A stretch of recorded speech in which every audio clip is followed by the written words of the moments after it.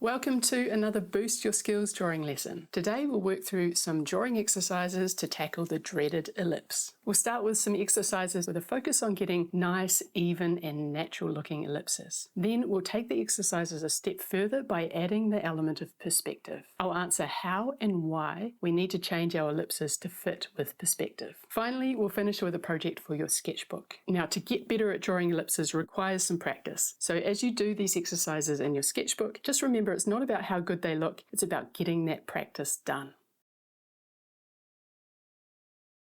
So divide your page in half.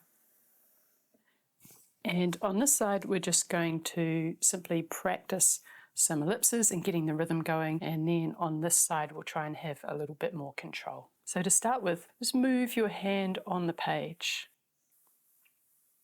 You might find that it is more natural to go this way clockwise or anti-clockwise. Probably if you're left-handed, you'll go anti-clockwise, and if you're right-handed, you'll go clockwise.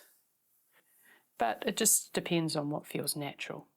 And then once you've got that rhythm going, you're going to slowly lower your pencil to the paper and see if you can keep it going and get an even ellipse. So you can see I might have a few areas or a few lines, cycles that go off the track, especially when you're doing it quite slow. As you do it a little bit faster, you should be able to get them a little bit more even. So try different directions, see what feels best for you. This is actually not my natural direction, but it's probably the direction you'll be going in if you're right-handed. For me, going left-handed is a bit more natural. We're going anti-clockwise. Just have a go at drawing a few. Don't worry about what angle they're on, just whatever feels natural. So if you're getting something that is like this, or maybe if I draw this a little bit bigger, like this, you're probably thinking a little bit too much about it, about trying to make an ellipse or an oval, and you're not getting that rhythm going. We don't want corners on the end. Likewise, you might be getting something that is too round at either side. And again, that means you're not getting that rhythm going, although this is quite nice and even. It's a bit square on the edges. So remember, move your hand first, imagine that line on the page or the size of the ellipse that you want to create, and then start to lower your pencil down. And as you become more confident, you might not need to move your hand first. You might just be able to start lowering your pencil. But I'm still starting off lightly just to see what's happening. So if you start off lightly and it's the wrong size, you can change the size. Or if you start off lightly and it's just going a little bit wonky, then maybe you need to just stop, do a few of those rounds, fake that line first, and then have another go. So these are all quite narrow ellipses, and they're going to be suitable for what we're going to do for our project, but you could try some that are a little bit closer to circles. The point here is not to get something that's absolutely perfect, but to get something that is loose and free and has that rhythm, because it's going to take time for you to develop the coordination. And like anything, the only way you're going to get better at drawing ellipses is through repetition, through doing it over and over again. And that's what we're starting to do here. But when I say doing it over and over again, I mean weekly. If you're really struggling with it, you're going to do this every week if you want to get better at it. Sometimes I have my little finger there and it's almost like a stabilizer. I'm probably doing that because I'm getting close to the bottom of the page here and I can't rest my hand, but that might be something that helps you as well. And you can draw over top of what you're doing, and you can actually do this on just a scrap piece of paper. If you're going to be repeating this practice weekly, do it on a scrap piece of paper and then just turn it over so that you're not wasting precious sketchbook pages. Try and keep that hand nice and relaxed. If you're getting too tense, or if you're feeling a bit stressed and worried about it, then you're probably going to end up with something that's a bit wobbly and wonky. So we want to just keep the hand moving.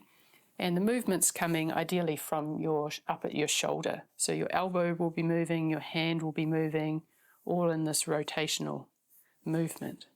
So over this side, we're going to try and control these a little bit more and control the size of them. So if we draw two parallel lines, try and get them straight. If you wanted to, you could put a point at the top and a point at the bottom and work between those two. Don't get out a ruler or anything like that. All of this is practice, even drawing these straight lines. I'm drawing quite dark, but yours can be really light. And then we're just going to work our way down here, drawing these ellipses and trying to get each one the same size. So we're going to reach from one side of the column to the other side of the column. Maybe you can even have them touching. If they're not touching, don't worry.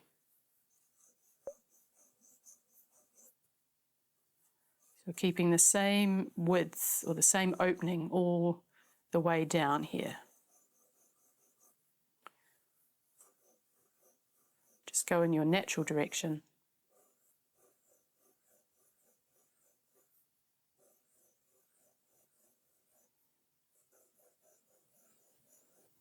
As well as using this time to practice these ellipses, it's going to help you identify what you might struggle with. So if you find that you just can't get these all the same size, some of them going out, some of them going in, then that's something you really need to work on.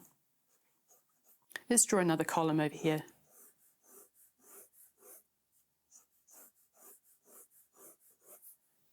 And this time we're going to draw a center line. So when I draw these straight lines, I'm moving in a similar way to drawing the ellipses. I'm not going round, of course, but I'm moving my whole hand. And I'm faking the line a little bit first to get the correct motion, and then I'm lowering my pencil down.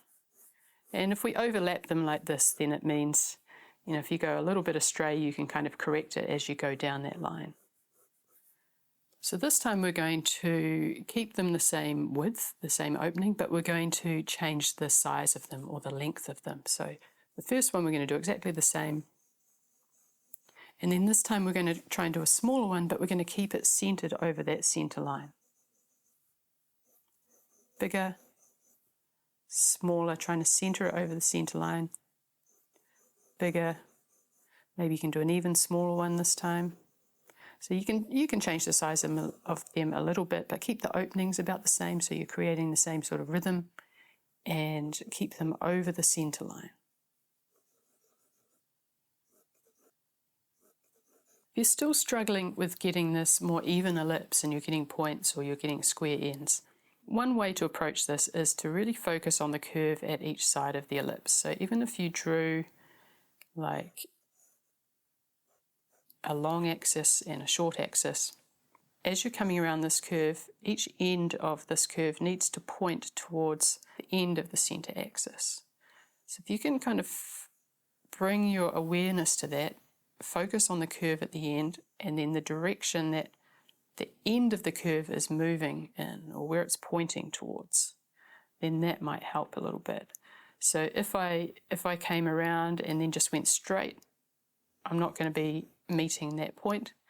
And if I don't focus on the curves, then I'm going to end up with a point here as well. So focusing on the curve, focusing on the direction the ends of the curve point to.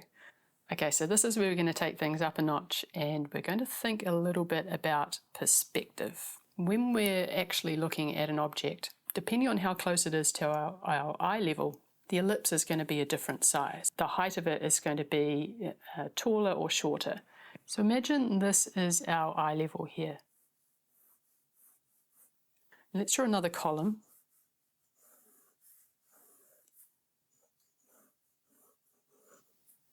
Any circle that is at our eye level, when we're looking across the top of it, it's actually going to be a straight line.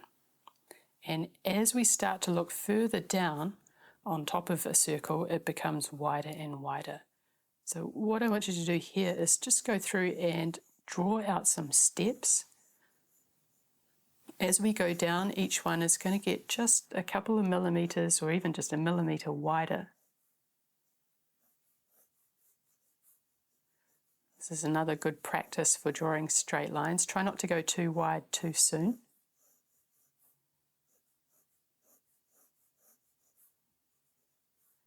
And I mean, if you wanted to, if you're struggling to get these lines straight, you could go through and mark these out. But this is just practice. I want to encourage you to just go with it, go with what happens and make corrections as you go rather than planning too much for this one. It's not a perfect drawing, just seeing how we go with some loose sketching. So I might have increased a little bit too much through here, but that's okay. And from here, you're going to draw an ellipse in each one of these. So this top one is going to be very, very narrow. Just have a go. You might not even be able to see what you're doing for some of them.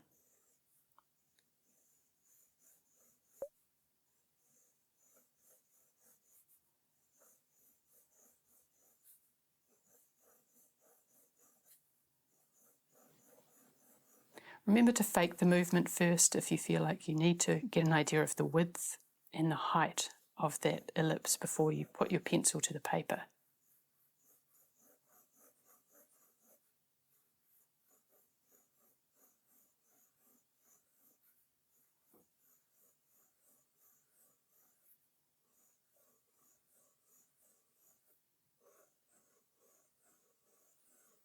So at our eye level, a circle is going to be a flat line. As we lower that circle below our eye level, we're going to be able to see more and more of the surface of it until eventually, way down here, we'd be looking at an absolute circle. You know, if this object was sitting on the ground and we were looking down on it in a bird's eye view. So in a moment, we're going to move on to a project where we're going to practice these ellipses and we're going to practice getting in some sense of perspective like this as well. But let's just try a couple of objects here. Let's do the coffee cup. And I'm imagining that it's below my eye level. And so I'm going to look across here and just see what sort of size there is for the ellipse. How tall is the ellipse? So maybe I'll go with this one, put that one in there. Just draw in a center line. I'm doing this one quite light, but I'll darken it up in a moment. And then I'm looking down here and it's a little bit wider. I'm just going to make this one here a bit wider than the one at the top, or a bit taller than the one at the top, sorry. So this one we can see less of the surface of the circle, and this one we can see more of the surface of the circle because it's lower down from our eye level. And then we can connect those sides. So you can rub out any of the lines that you don't need. If this was a paper cup, we wouldn't be able to see the back edge of that bottom ellipse. And if you need to, you can refine some of these edges here. Now be careful that you don't lose your perfect ellipse. So moving your pencil around the curve at each side and then thinking about the direction that curve has to move in, or the end of that curve has to move in. It has to move to the center point here. We're going to do another one over here and then we'll move on to our project. So let's try the bottle. This one's going to be a little bit more complicated. Draw a column, and this time I'm going right up to the eye level there. Draw the base, where the main part of the bottle is going to come up to, the cylinder of the bottle, maybe 2/3 of the way up, and then the height of the neck of the bottle. So this part's going to be a curve. So put those marks in there, and then I've got to think about, well, how big are each of these ellipses going to be? This one at the top is going to be a straight line, maybe it's slightly below the eye level, so maybe you could make it a very narrow ellipse. Let's put the center line in first so we can try and keep everything centered. And it's going to be something like that. So I might even put the sides of the neck of the bottle in, just to know how wide this ellipse is going to be. And there's a very narrow ellipse there.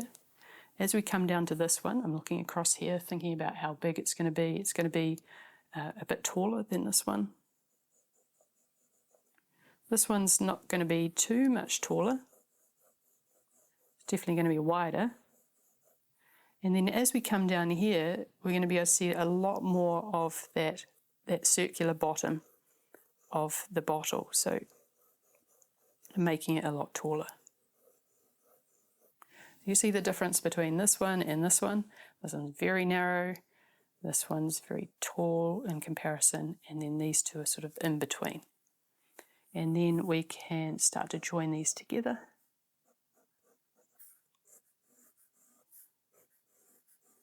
And remember here we're trying to get a nice even curve. Kind of like a dome shape.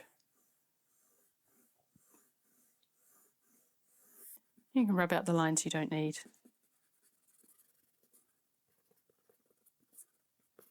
If this was a glass bottle, maybe you would be able to see just a hint of the back ellipses there.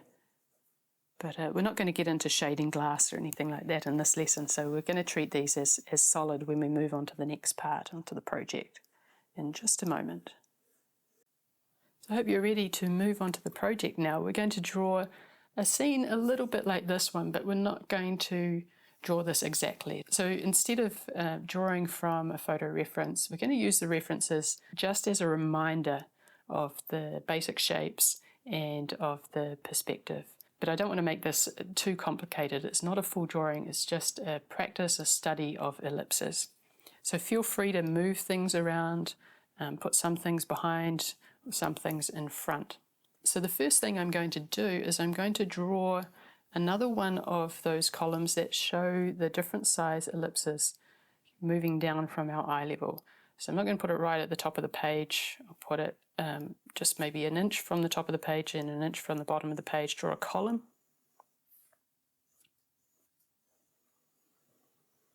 We're going to do our main drawing over here, our project. So just make sure you've got enough space. This is just maybe an inch and a half wide. And then I'm going to draw eye level, make that nice and hard. And this is going to be the bottom. And then I'm just going to start putting in some steps, starting with very, very narrow. Move in whatever direction feels most comfortable to you, and increasing the height of the steps gradually. I don't want any big jumps. Just think about maybe a millimetre or two. And this isn't going to be technically perfect. So if we wanted to make sure we had exactly the right perspective, exactly the right height of ovals, we'd need to look closely at our reference photograph, and we'd measure them, and we'd decide the top ellipse is going to be half the middle ellipse or half the bottom ellipse. We'd actually figure out some fractions. And then we're going to put in these ellipses again. So this very narrow one at the top, and I'm really just drawing the curve at each side. And then as we come a bit further down, then we can start to use our rhythmic hula hoops.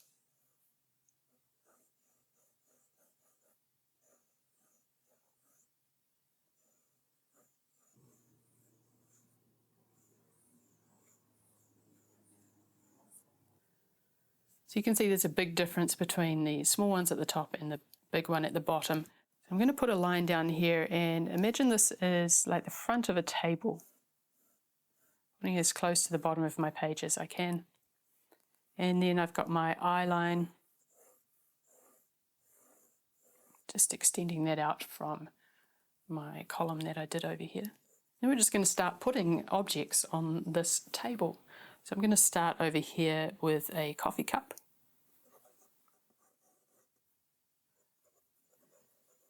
So I've just sketched it in very lightly so I can kind of see the size that it's going to be.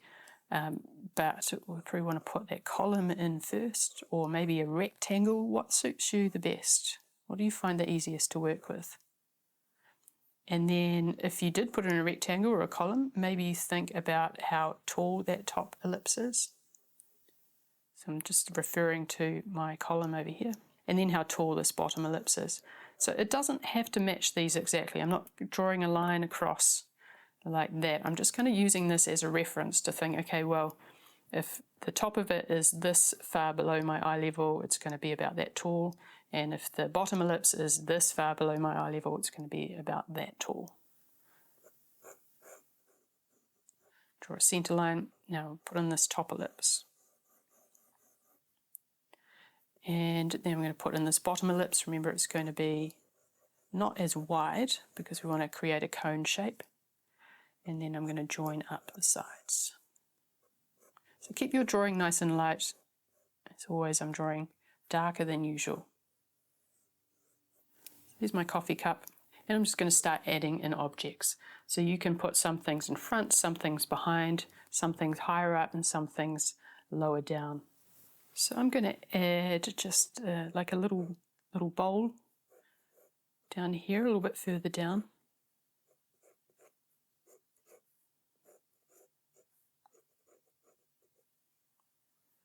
Thinking about how big the ellipse is. So it's got to be bigger than this one. It's got to be taller than this one here because it's further below our eye level. And then this one here is just going to be a little bit taller than this one. And don't worry if they touch or they overlap. Sometimes that is what happens in perspective. The perspective that we're looking at it from. Sometimes you can actually see a bit of the base in there if we're looking a little bit further up. So I've got my top ellipse, my bottom ellipse, and then I'm just going to curve off the sides here.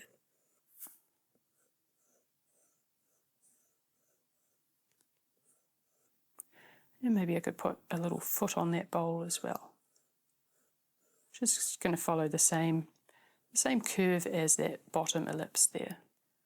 So I've got my coffee cup, my little bowl. Let's put a bottle in, and this time I'm going to have the bottle sitting a little bit behind the bowl. So it's going to overlap, something like that. So let's put in the sides of the bottle, or the sides of the column for the bottle.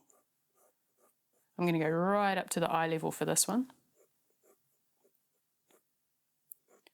And I'm thinking a little bit about the proportions, but, the coffee cup might be a little bit too small, might be a little bit too wide.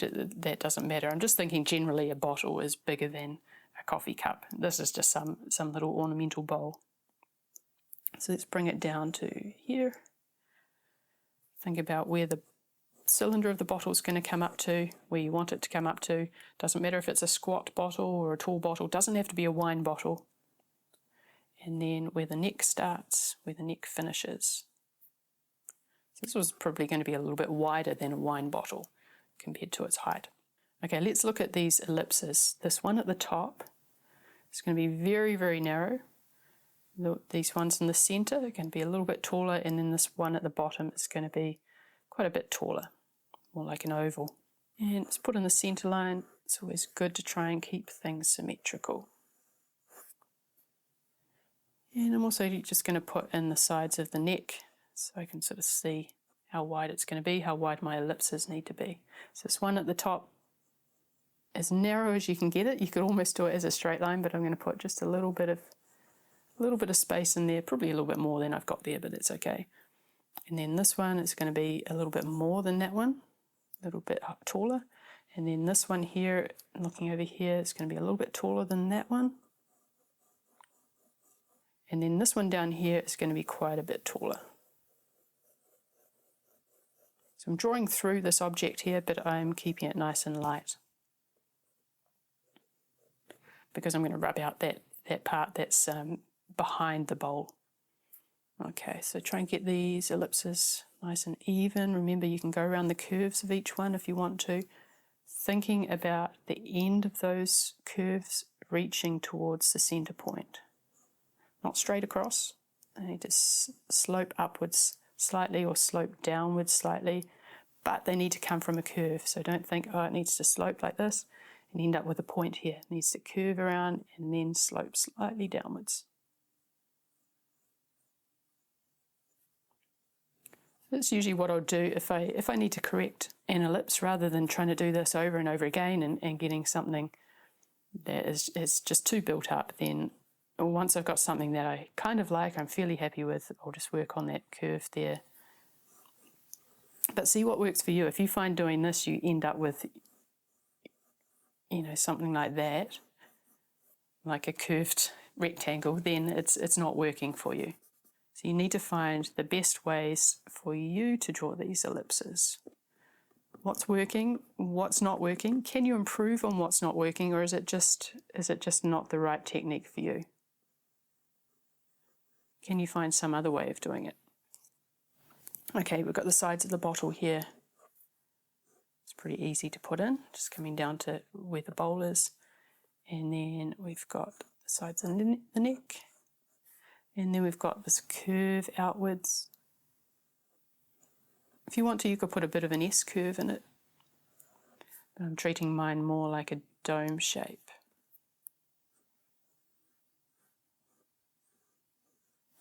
So this part here is like an upside down version of this bowl here. And then let's put a little bit of a rim around there. It's going to come out just slightly wider.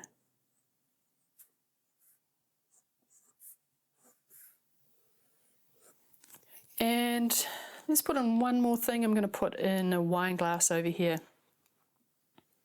Although, like I said, we're not going to be dealing with glass. We're going to build this up a little bit with a bit of shading. So I'm going to think about each one of these objects as being solid. Maybe they're made from, I don't know, ceramics, but they're not transparent. They're going to be opaque. So instead of drawing a wine glass, we're probably drawing more like a goblet. So decide how far you want it to come up to and how low down you want it to come down to. I'll do mine quite low for this one.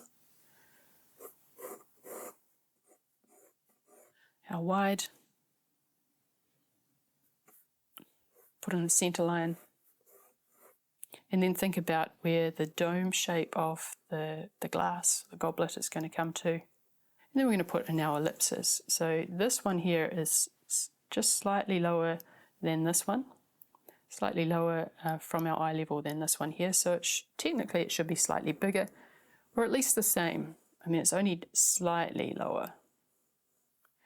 And then this one here, if I look over here, be a little bit taller than that one. And then as we come down here, I've actually gone lower down than my scale. So this one is really going to be quite round. It needs to be, or quite tall. It needs to be taller than this one here. Maybe something like that. It's getting closer to a circle. And then we can put in the dome shape. So it's going to come straight down and then start to curve in. Straight down that side to the same point and then start to curve in. And we can put in another circle here. Now I'm just placing this part here, which is the bottom of the stem, by eye. I know it's not going to be right in the center of this ellipse just because of the way perspective works. So it's going to be slightly back further. If we're getting technical with it, that's because things that are further away from us get smaller, basically. So this gap gets smaller than this gap because that side is further away from us than this side here. And then I can put in the stem as before. I'm putting just a slight curve at the top and the bottom. It might be slightly wonky, that glass there. It's okay. So now we've got this little table arrangement. We're going to finish these off a little bit more. So get rid of any of the lines that you don't need. It's still going to be just an exercise, just a sketch. So don't worry if you leave some of your sketch lines, but it's just so that we can do a little bit of shading over top of this. So to put in some shading, we need to have a light source or a direction of light. So I'm going to say that it's coming from the right-hand side over here.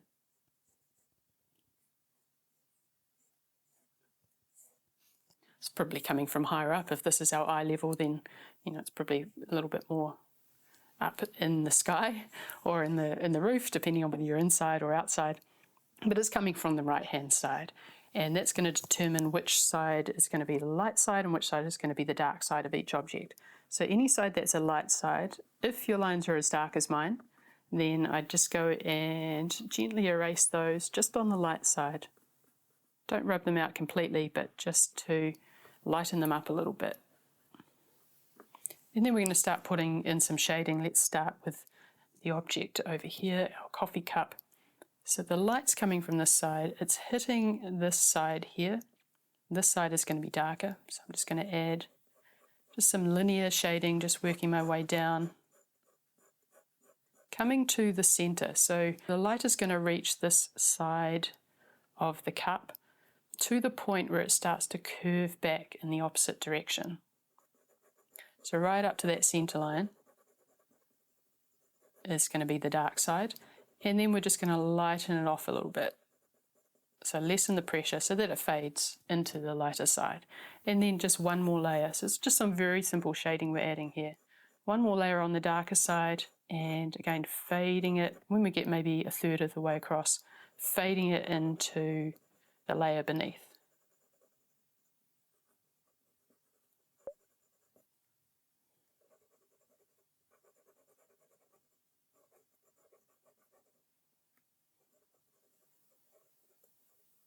So that's what's happening on the outside of the cup. The light comes from here, hits this side is lit, this side is in shadow. What's happening on the inside of the cup is the light is hitting this wall or this edge here, and the inside of the cup is actually going to be in shadow because the light can't curve around and then point back in this direction. It's pointing in this direction. It's pointing to this inner edge. So this inner edge is going to be light. This inner edge is actually going to be in shadow. So I'm going to do the same thing I did on this side of the cup. I'm going to shade to about halfway, lessen the pressure so it fades out, and then I'm going to do another layer.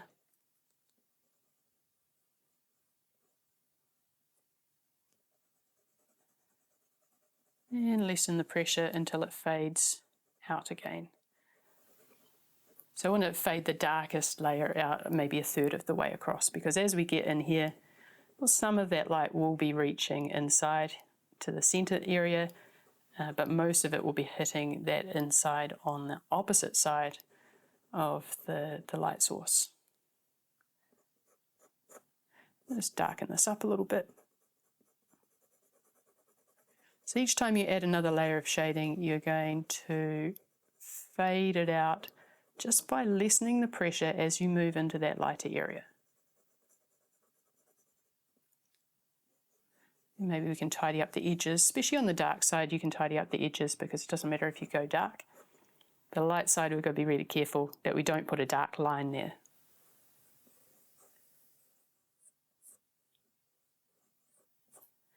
And then maybe down the base here, a bit of shadow right underneath the cup. And then actually we can add the cast shadow from it as well. The light's coming from this direction, hitting this side.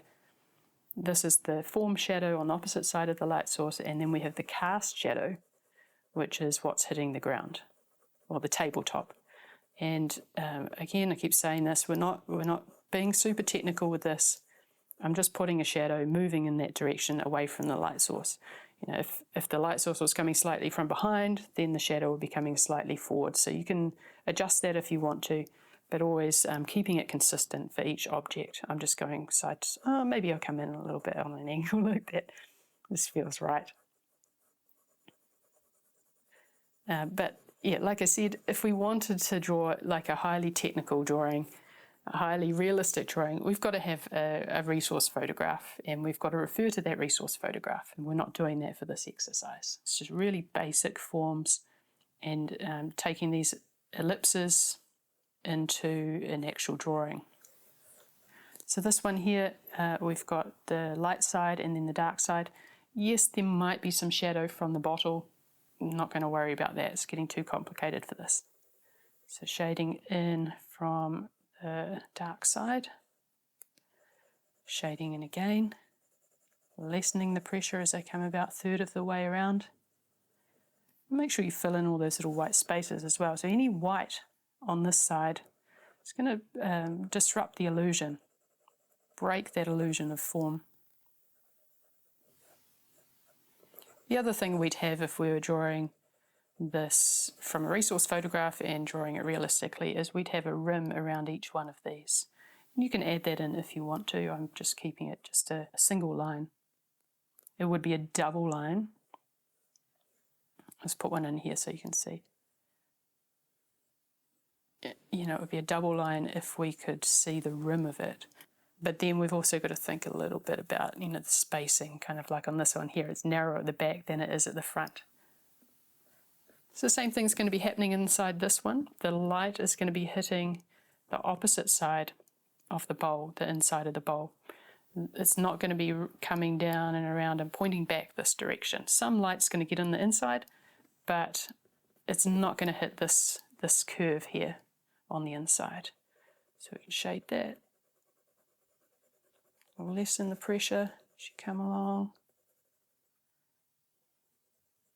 start again with a new layer, putting a little bit of an outline there. I can do it on that side because it's a dark side. Shading and then lessening the pressure. Trying to make it just disappear into that layer underneath, filling in any little gaps with some very light pressure. And what would actually be happening with this one as well is we've got the curve going around the bowl, so the light's hitting the side of it until it starts to curve back the other way, but we've also got a curve going underneath the bowl. So this part down here, it starts to curve underneath the bowl, would be receiving less light than this part here. So we could have a little bit of a shadow there and fade that out as it comes up too.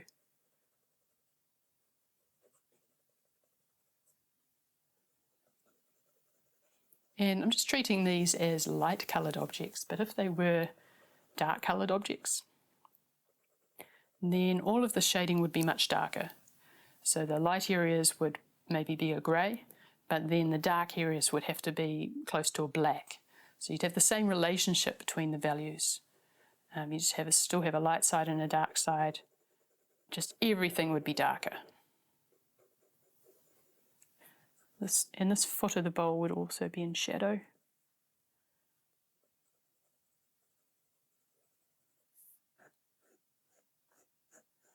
Put in my dark edge, and then we can put in a shadow here. So all my shadows are going to be coming out opposite the light source and also slightly forward.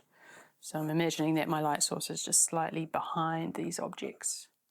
You might want to turn your page around. I'm just working with my page straight. So maybe to turn my hand a little bit. Bit of an awkward position here. And I mean, technically the end of the shadow would be rounded. And it would also be a little bit darker the closer to the object it is.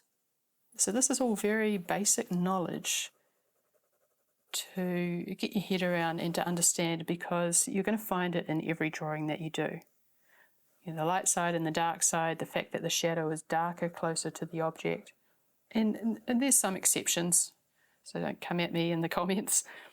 Sometimes you'll get reflected light coming off the object and into the shadow, or off the tabletop and into the object.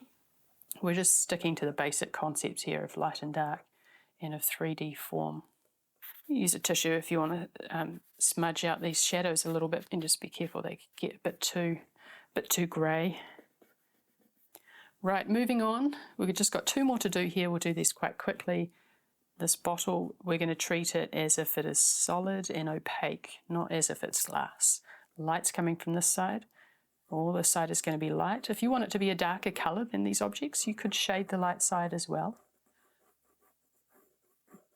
But it needs to be darker on the dark side. So moving my hand up and down, you might even be able to use it overhand, and I'm doing quite long strokes for this, just to cover a lot of ground, using the side of the pencil lead. You could do it in pieces if you want to. I just don't want to spend too much time shading this accurately. It's just to get the general idea of the form.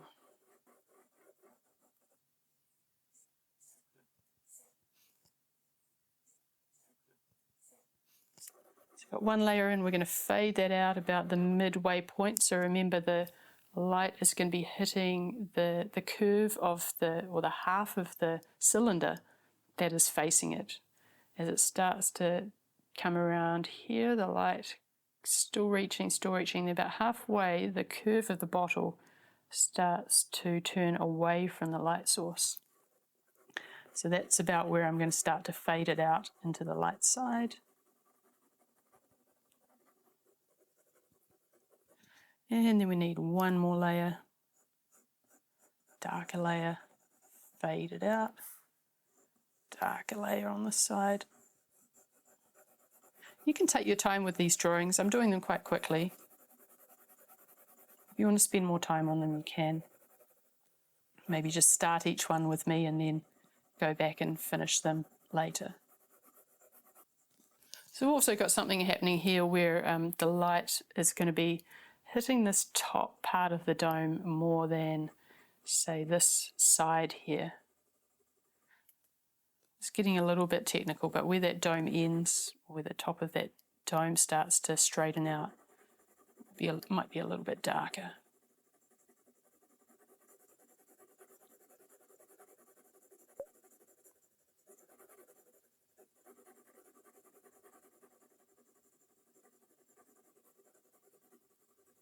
And then we've also got the neck of the bottle, which is going to be casting some shadows. There's a lot of technical things. I said we weren't going to get technical, but there's a lot of things that I am mentioning or that I'm doing just naturally because I have an understanding of what's happening with that light source, just from having drawn a lot of things with light sources. So I know that this top part of the bottle, this neck, will be casting some shadow here. I know that the light will be hitting more of the top of this dome than this side. And then we've also got the inside of the top here. We can't see much of it, but it's going to be exactly the same as these ones here. Darker on this side. Might even just be like a little dark line that you put there. And then the inner edge of the left-hand side is going to be catching a little bit of the light just in there. Let's darken this part up a little bit. It's going to be in shadow on that side.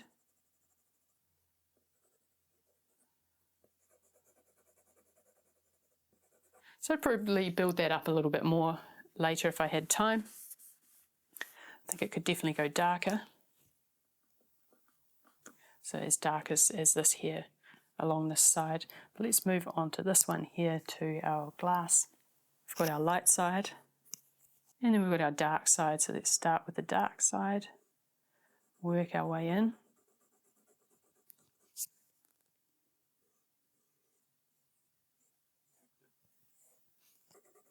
As we get halfway, you start to fade it out into the light side, just lessening the pressure, hardly any pressure as you come right round.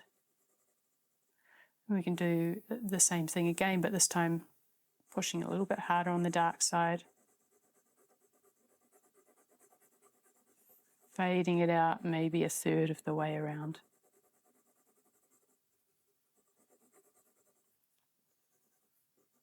All of this is practice.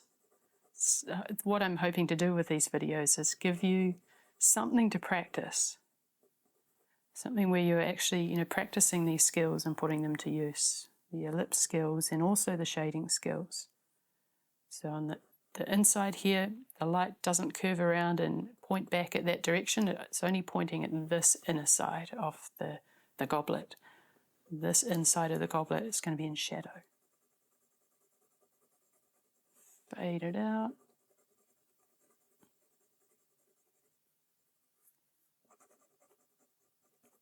One more layer. And fade it out. If you end up with a line, it's a bit of a line there, then just very light pressure over that line and lessening the pressure even more as you move into the light area. Just work over it. Darker, lighter, or harder pressure, less pressure, harder pressure, less pressure. And it might be just slightly darker down in here as well. This side of the stem will have a little bit of shadow on it, and actually just underneath the dome shape there will have some shadow as well. I'll be casting some shadow on the stem. And then here, this is where we have a dark side and a light side, kind of, because what's happening is the light is coming from above and it's coming down, and it's actually going to be hitting all of this area all the way around, but there will be some shadow cast by the stem. So I'm thinking about the direction my shadows are coming out at, this kind of direction. So I have brought that shadow from the stem out into the cast shadow, keeping it narrow, and then widening out a little bit. Don't make this too dark, it's going to look a bit weird, otherwise it'll look like a silhouette on the tabletop. So just keep it, subtle. And then smudge it if it's got a bit too much line work in it. I'm not smudging the objects, I did a little bit there, but mostly I'm just keeping my shading on the objects. And I'm smudging this knowing that I would put a darker layer over top. Smudging the shadows because they are but they can afford to be a little bit blurry. If I smudge the objects, probably going to end up with something that's too grey. And I think when you're a beginner, smudging can cause more problems than it's worth. So you can end up with lost values, values that you spend a lot of time shading and then you lose them, or you can end up with blotchy marks and it just looks forced and messy. So the only way to get better at shading is to practice shading without blending first. So if you can get these transitions from lighter to darker, just using your pencil, then blending it is probably going to be more effective for you afterwards. If you put something down and you think, oh, I'm going to blend it and make it look better, and you haven't got the shading right in the first place, then it's going to look worse. I can tell you that right now. Just darkening up a few lines here, this side. So this is another case where the goblet is, the curve of the goblet is folding under, and so it's going to be a little bit darker underneath there.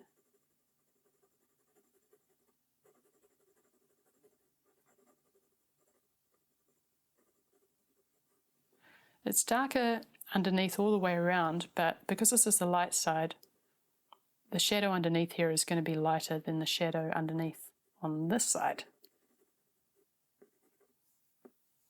I'm just very quickly going to give this bottle another layer because I smudged it, but also because I feel like it just needs to go a bit darker. This is a 3B pencil. So the more you increase the contrast, the deeper the form, the sense of form is going to be. We still want to have nice transitions, smooth transitions between the light, the middle, and the dark. But you can definitely darken up some of these edges if you want to on the dark side. Darken up the form shadow on the dark side of each one if you want to get a little bit more impact. And put a darker level in each one of those shadows if you want to as well.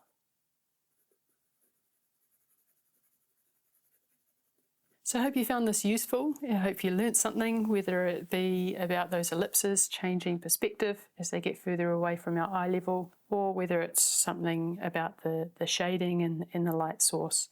And it would be a really good idea now to go and find a photograph of an object and have a go at applying these principles. So find something that is cylindrical, has ellipses in it, and something where you can identify where the eye level is. So you can really clearly see a difference between the ellipses at the top of the object and ellipses at the bottom of the object. Thanks for joining me for this Boost Your Skills lesson, and hope to see you again in another one soon.